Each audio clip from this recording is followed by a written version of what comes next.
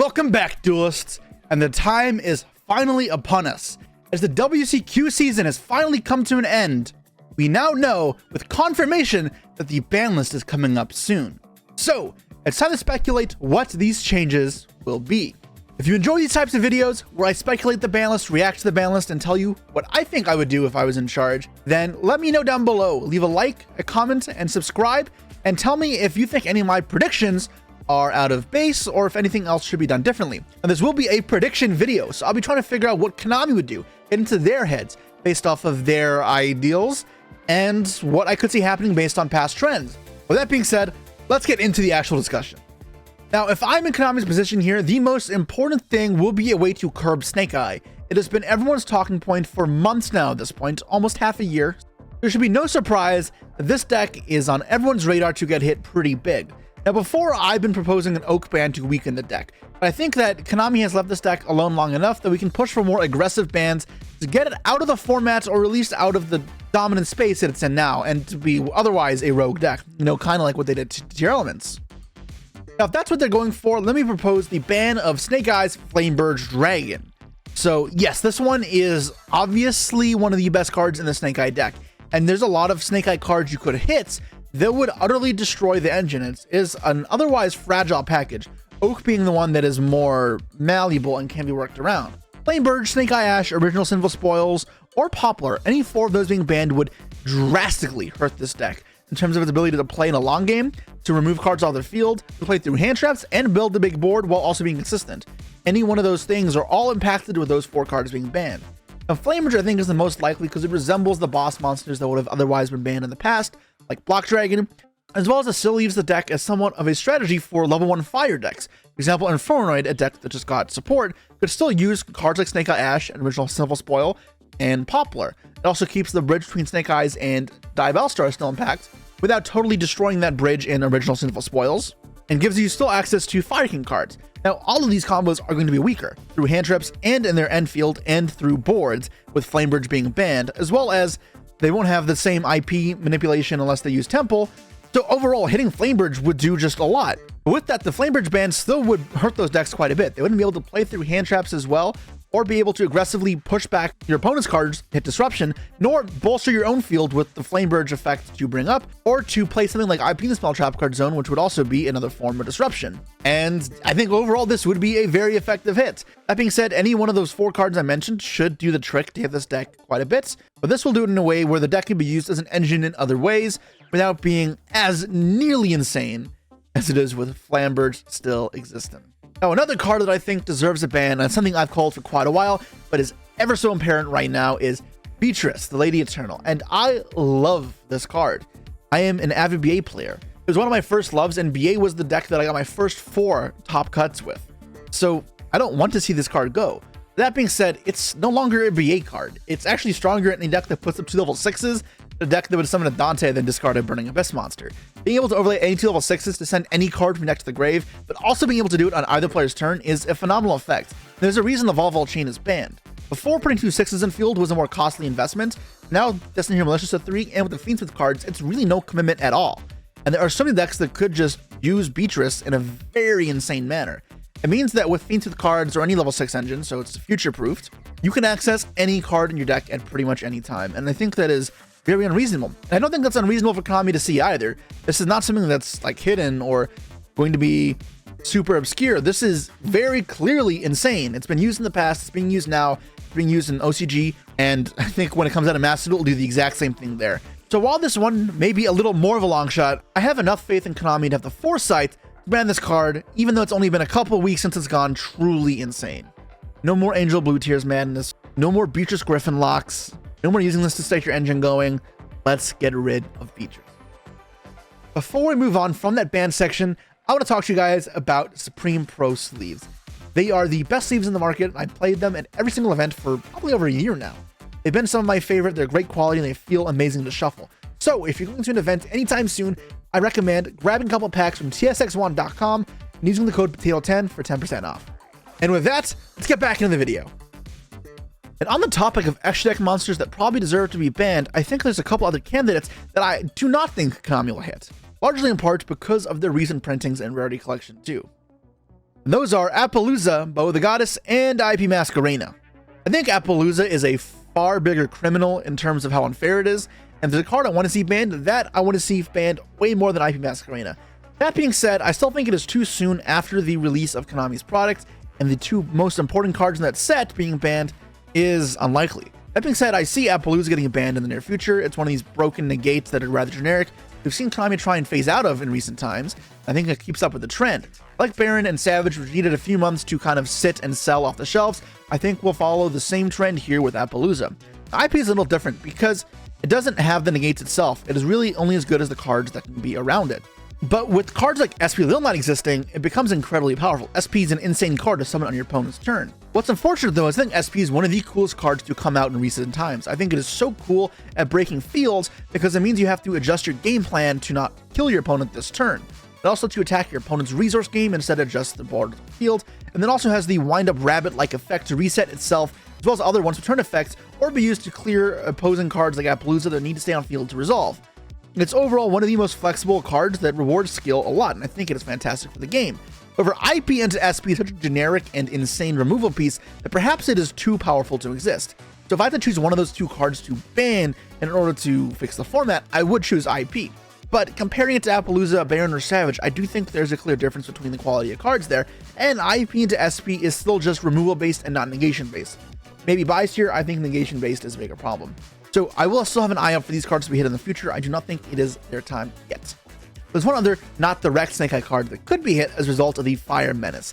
That is Promethean Princess. This card, if it gets hit, can only be banned. Anything short of it would be completely useless in OCG style. But yeah, I mean, this card is really insane. Even if it doesn't feel like the most oppressive card on the format, what this card essentially does is give you a constant flow of resources, constant flow of ability to play through interruptions, as well as a lot of pressure to do a lot of damage really fast. And all with the only small downside of being locked whilst on the field. I feel like if so many small things changed to this card, it would be a bit easier to deal with, even if still insane, like it being banished after it leaves the field, or if it locks you into fires the rest of the turn. But instead, we're left with a card that is absolutely just phenomenal. And we'll go in pretty much any fire deck or deck that has fire cards for the rest of the time until it gets hit. So the question will then be, does this card need to be hit? I'm not sure if this needs to happen right now or if it needs to happen at all, because with power creep being a thing, cards will get more and more powerful. That is okay. We have to wonder if this card is unhealthy for the game or too powerful for what we have right now. And that's something where maybe I can't decipher it myself. I think maybe it's just really, really strong, but just not strong enough that it deserves to be banned. And I don't think it's overly toxic because I don't mind these long resource-based games where this card thrives. And I do actually think there's some skill with how you use it because you are somewhat locked out with the fire lock. And this matters most when trying to break your opponent's field and use Princess, meaning they can't use cards like Nibiru or Pistols anymore. So I am not in a rush to see this card leave. So I know a lot of other people are, and if it does leave, I wouldn't be that surprised. So I did want to mention it at the very least. But otherwise, for my bans, that really means there's only two things I felt like we're going to get axed on this list. I felt like Anti-Spell Fragrance wasn't used anywhere near enough this format for Konami to have their eyes on it the same way they did Summon Limit. So to my dismay, I think it will stay in the limited section, but I do think a bunch of other cards will be joining Anti-Spell on the limited section. So let me get to it. Now, the first one I want to start off in the same vein of Anti-Spell Fragrance is Skill Drain, a card that I've been a defender of for quite a while as being one of the most fair floodgates, as it's the most flexible to work around. However, within recent times and with this design pattern we're seeing, it's kind of toxic because any floodgate in the vein of Snake Eyes, which lets you sack off your cards for effects, means that now you can turn off your floodgates at any time, and they turn into the same type of problem that Vanny's Emptiness had, where you can control it for your opponents, but then when it came back to your turn, you weren't under it anymore. Those type of effects are similar enough to lingering floodgates and are a huge problem. I absolutely detest when that's a thing. And if Skill Drain didn't have that sort of interaction with the Snake Eye cards, I think it'd be a lot more manageable, but because it does, I think it may get limited. Now, if I had to design this list, I'd say probably keep it at 3. This card is just a symptom of the Snake Eyes, and while it will be a very good card in the future, as long as we shift out of those type of effects that you control your floodgates, it's not going to be as crazy of a problem. It is obviously a broken card, and if it gets limited, I'm not going to like cry about it, but I think this card is maybe getting too much hate than it really deserves.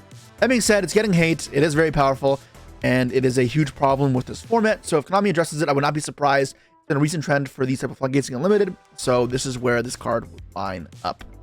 Now, another card I see getting limited is a card I predicted to get limited last time, but did not, and it falls in line with Konami hitting a powerful one of spells, and that is Crossout Designator. The same way that Call By is at 1, I think Crossout could end up there as well. As a great way of controlling mirror matches, the card is very powerful. In fact, it is probably the best single card in most mirror matches in modern times, because it can be used to push through disruption, beat breakers, or to beat your opponent's engine.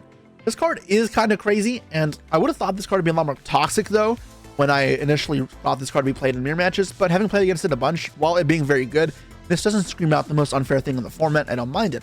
That being said, I do think this kind of falls in with the design philosophy that Konami has, where these power spells are kind of restricted so that players don't have access to them at all times.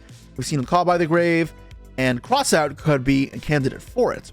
Another one I could see is Triple Tactics Talents. I think of this one to see right now being limited, it will be Crossout, although we'll put like the bonus side mention thing of talents there. Next up, in terms of what Konami needs to limit, they have to think of how the format shifts now with Snake Eye being phased out that Flamebridge is banned, because they want to still foster a healthy environment. And there's two other decks that kind of scream potential problems. That is Yubel and Tenpai. So how could Konami manage those decks without absolutely brutalizing them in a way that's too bad, especially Yubel, a deck that's just came out, but also still making the format enjoyable and not crazy, because I think Yubel specifically could have a problem with that. The deck's end field is very great, and it plays through hand traps pretty well, so in a way it could be just like Snake Eyes. Now again, with Konami not wanting to hit cards that just came out, at least they'd rather not, I'm going to assume they're not going to hit any Yubel cards directly. So if that's the case, how do we hit this deck without butchering it? I think the Unchained cards can all be played at 1, so hitting Unchained cards would make no sense. Therefore, I think you have to hit one of the other engines of the deck, and that is the Sacred Beast engine, the Beckoning Beast and Spirit Gates. Now, Beckoning Beast itself is very vulnerable to hand traps, and I think starting off with that card is very meh. I would not really think this is a quality hit, although it could be. The card I want to see hit is opening the Spirit Gates, because it gets you to the Extender through Dark Beckoning Beast and the actual normal summon, and then gets back spells from the grave and is a revive. This is the better card out of the two, and the one that people should play 3 of, if not maxing out the Beckoning Beast as well. What I think limiting this card would do would mean that now you can still play the Beckoning Beast package, but the chance to just raw open engage to play through hand traps will be less likely, and also the deck will be a lot more vulnerable to Imperm and Veiler, where before they do have some effect, it can be a lot more risky given that your opponent can have one of their hard-drawn ways to answer it. This would not destroy the deck by any means. The deck would still be very playable, and there is a world where I'm doing not enough and the deck plagues the meta for time to come. I'm hoping that this, in conjunction with the Beatrice ban, will mean that breakers and hand traps both have more efficacy against this deck, that it's not impossible to fight against. Now, if we're also going to be targeting Tenpai, this is another weird one to hit, because every card out of here is pretty much new, except for extra deck monsters, which are all one-of, so banning these would destroy the deck in most likeliness, or do nothing. Like, I'm not banning Trident Dragon, nor that I think that's a reasonable hit. So, you kind of left to hit one of the new cards, which sucks. And I'm going to say they may take page here from Konami OCG, and that is limiting Sangan Summoning. The card is really good, and if there's a complaint with this deck, it's that this card is absolutely bonkers. Not being able to interact with your opponent's card is not fun. It's also just really hard to deal with. So limiting this could make it more of an ace, and your opponent has to then plan around their one copy a lot more, being careful with the resources, as well as the person playing against the Tenpai can save their interactions for the Sangan Summoning. That being said, it's also going to be not as crazy for them to just open it and then you just can't interact with them. They'll have to search it, meaning if you can interact with the searches, you have more reasonability to beat it. Now, I don't know if this just straight up kills the deck. There's a world that might, but I'm curious to see, now that we get some data with OCG Japan, how Tenpai does with one Sangan Summoning. Because if that deck is still functional without having 3 copies of that card, then I'm fine with this card being limited. I don't want this deck to just straight up die and make it as a somewhat interesting deck, more so than people give it credit for. But I also think Sangan Summoning is kind of toxic. So I am good to see this at 1, and I think Konami will follow the same way that OCG has done. Now, these next 2 limits are the decks that we've seen as stun and anti-meta decks in the most recent times.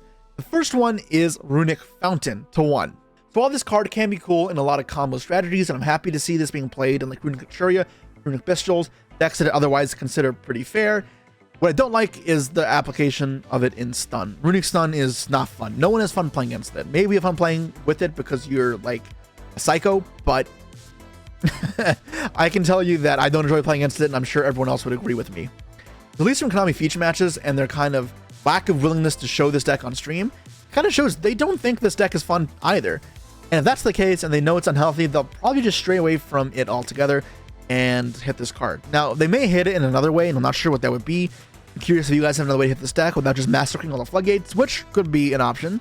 But either way, I think something needs to be on a Ringing Stun because it's kind of BS at this point, and I'd like to see something happen, and Konami probably agrees. The next stun or anti-meta pick I have is Trap Trick to 1. And I'm saying this because this is just the go-to trap in every trap deck, pretty much. It gets anything in the deck, and in terms of flexibility and searchability, this card is ridiculously powerful. We've seen it shine more than ever now in Labyrinth with the new Equation Cannon and the Daruma Cannon, giving you a way to fully clear opponent's field or access engine. Now, I think the card is really cool, but realistically, this card is very powerful. And as trap cards get more powerful, this card also gets equally more powerful. I think if Konami takes the trend of banning these broken searchers, then this card is a very reasonable card to hit the 1. Now, I think this card may not get hit now per se, but I think now would be an okay chance for it to happen, given that Labyrinth has seen a little more success last few months in several different versions. But even if it doesn't happen, because it is a somewhat unlikely hit, I think Trap Trick to 1 is a type of thing I can see happening at some point in the future, even if it isn't right now. Next up, I got 2 more limits that are actually coming back off the Forbidden. The first one should be rather obvious, and that is Performage Plush Fire. With the release of new Performage cards and the errata in the OCG, I think it is only due time before this card gets the same treatment in the TCG. You can argue this card goes straight up to a higher number than 1, but in recent years, Konami's been pretty conservative with their unhitting, and they'll move this card to 1 first, make sure it doesn't do anything crazy, and then move it upwards all the way to 2 or 3. And if that's the case, then yeah, I think this is a rather simple approach. Nothing really to talk about here. Errata due, and if it doesn't happen now, it'll happen in the near future. Next one is one that is a little more out there, but you know, it's almost like throwing darts at a dartboard in terms of which card is going to get unbanned. And I tried to find one that I felt like would get people interested and hyped up, but also wouldn't do anything too crazy to ruin the format, and that is Brilliant Fusion. A card that a lot of people love, myself included, because it gives you a lot of flexibility, and it's a strong card. And I think with the power of modern cards increasing so drastically, this card wouldn't be that crazy. And we see it in Master. The card is legal at exactly 1. And it's not played, like, at all. Because I think unless it's at 3 and you can play it as a rather comprehensive package, it becomes not worthwhile playing. So you can only really use it in capacity of Gem Knight decks, which is sick, or combos that really need to resolve it, so you play like the Predator plants. And I'm fine with those existing unless they do something really, really crazy, but compared to stuff like Beatrice, I can't see that happening, and the cost attached to this, as well as the vulnerability to something like this, is very apparent. That's all for the limits. Next up is go to semi-limits. Semi-limits are something that I really don't agree with. I think they need to do one of a couple things, and that is enough semi-limits have to happen as in conjunction with limits to actually affect the consistency of a deck, or they have to cut off the resources or combo, such as hitting 2 Malicious, 2 Tengus, or even if you're hitting a card that is required at 2 for a grind game, like 2 Kagari, which can have a meaningful difference for Sky Strikers. That being said, none of these cards fall in that category. However, that's not Konami's philosophy. They just do whatever they want. So this section is pretty much all cards that are coming from 1 to 2, because I think they are still testing the waters to see if these cards are okay, and so far they've been fine for them.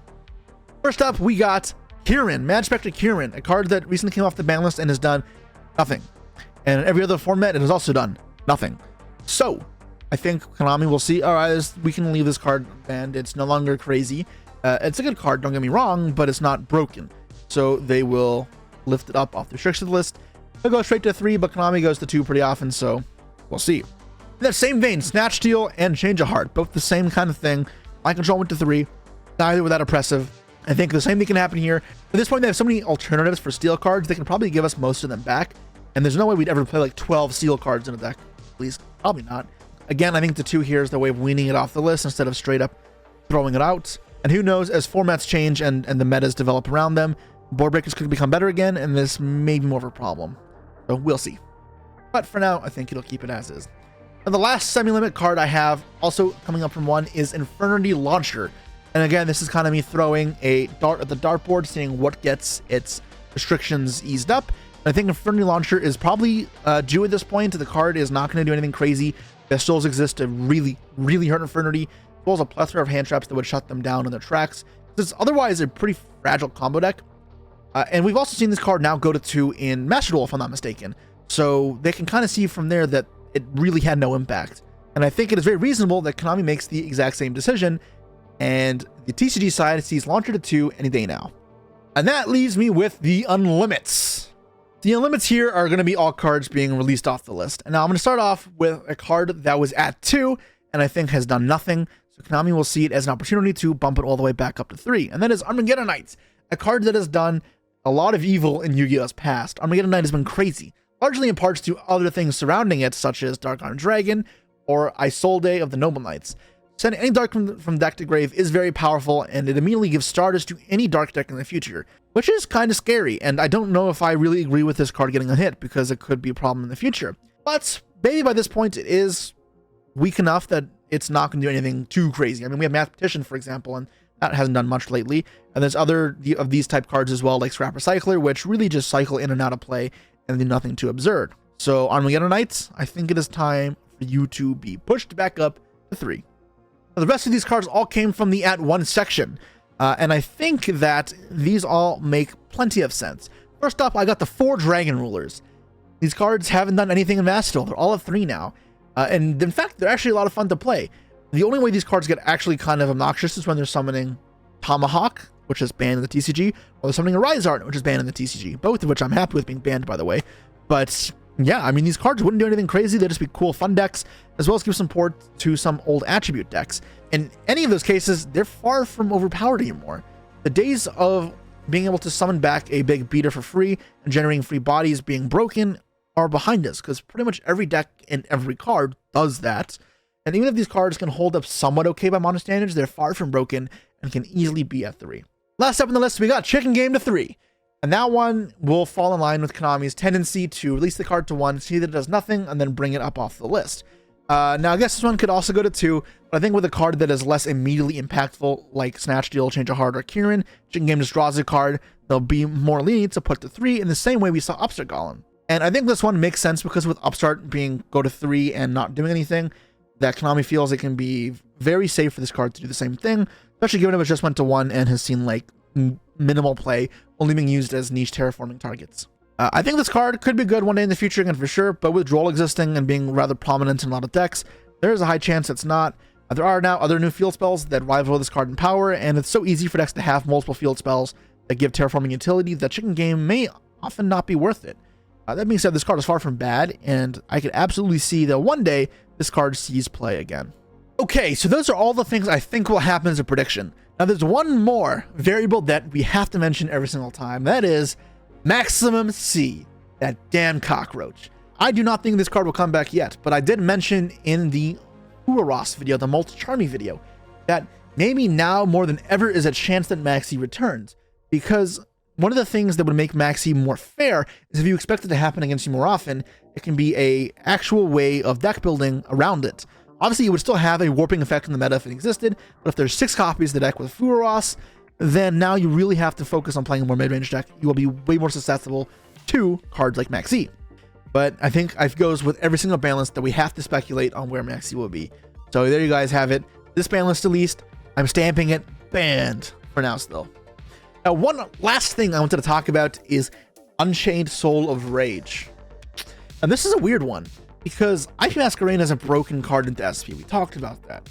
But it's weird how much more powerful this Unchained card got with the release of SP Little Knight, in the same way of IP Masquerade, because it's doing essentially the exact same thing as summoning SP in the opponent's turn, while also sucking up an opponent's monster. And this isn't just a Yubel problem, it's an Unchained problem, it's a Fiend problem. Pretty much any deck that can put 2 Fiends on field plus any third monster can make Soul of Rage without playing any other Unchained cards to make them more efficient. So like Labyrinth could just play Yama and Rage. If I'm playing Sprite with Dark Beckoning Beast, I could do this, and I see no reason why I wouldn't.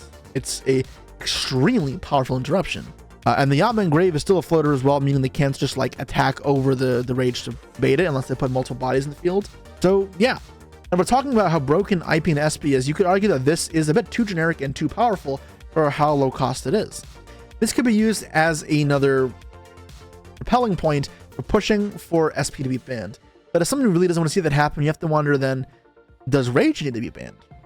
That's an aggressive hit, but it wouldn't kill Unchained, would it? I mean, it might. It will do a lot.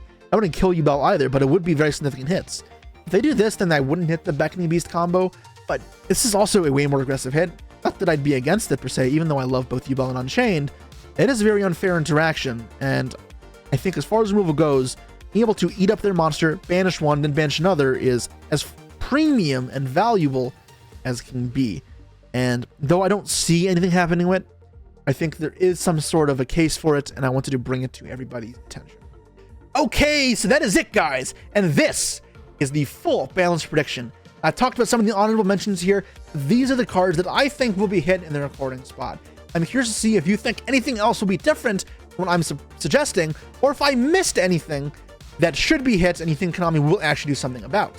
Remember, again, these are predictions based off of Konami's past tendencies and with their kind of logic in mind, still being conscious of sales and keeping modern decks intact without making the game unplayable for us to enjoy. It should only be a matter of weeks now before we see what actually will happen to Yu-Gi-Oh! And I'm very excited to find out what happens. Let me know what you guys think. Peace.